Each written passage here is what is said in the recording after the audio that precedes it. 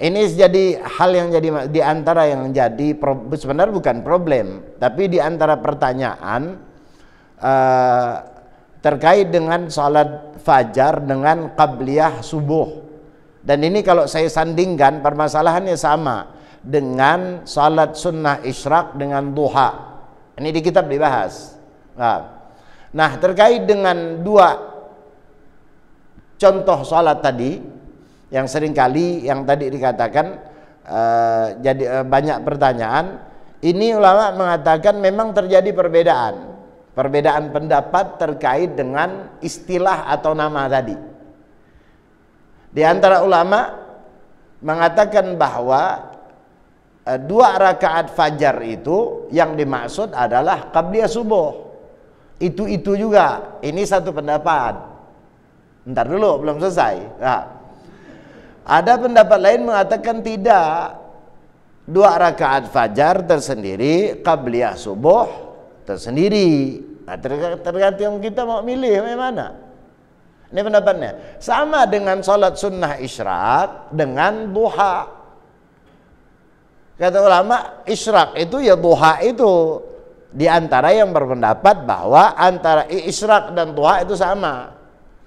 Ada yang mengatakan tidak, isyraq tersendiri, duha tersendiri. Nah, yang punya alasan bahwa sama, mereka juga yang mengatakan bahwa sama, yang sama tadi mengatakan namanya saja berbeda kalau dalam istilah kita, mereka juga punya alasan. Apa alasannya? Di antaranya waktu sholat ini sama. 2 rakaat fajar dengan qabliyah subuh masuk waktunya itu berbarengan. Salat sunnah fajar itu waktunya kapan? Setelah azan. Artinya setelah masuk waktu subuh. Sekarang qabliyah habis azan juga. Bukan harus habis azan ya, masuknya waktu. Karena andai kata tak ada azan lalu tak ada salat qabliyah nanti. Nah, tapi sudah difahami bahwa yang dimaksud setelah azan itu artinya pertanda masuknya waktu. Karena masuknya barang, maka ulama mengatakan di antara alasannya, maka 2 rakaat fajar itu yaitu juga, yaitu qabliyah subuh. Nah, sepertinya pengarang kitab ini cenderung kepada qabliyah subuh. Karena kemudian di sini tidak disebutkan. Setelah ini kan beliau menyebutkan nanti rawatib. Rawatib itu artinya qabliyah. Dan beliau tidak lagi menyebutkan qabliyah subuh. Ya, saya baca dulu, nanti kita ulangi. Summa raka'atani qabla zuhri. Kemudian setelah tadi fajar itu langsung di sini disebutkan, kemudian secara keutamaan yaitu 2 rakaat sebelum zuhur atau Jum'ah, kemudian 2 rakaat setelah keduanya, 2 rakaat setelah maghrib, dan 2 rakaat setelah isya. Subuh tidak disebutkannya. Dari paparan ini kita bisa memahami bahwa beliau pengarang kitab ini berarti ikut pendapat yang mengatakan bahwa 2 rakaat fajar tersebut qabliyah subuh. Nah, ini tidak boleh kita tantang. Tapi kalau kemudian kita mau ikut bahwa masih punya waktu, silakan mau melakukannya. Itu pendapat tadi. Sama dengan isyraq. Isyraq dengan duha waktu masuknya sama. Isyraq itu bukan ketika matahari muncul langsung isyraq. Secara namanya ya, isyraq itu kan munculnya matahari.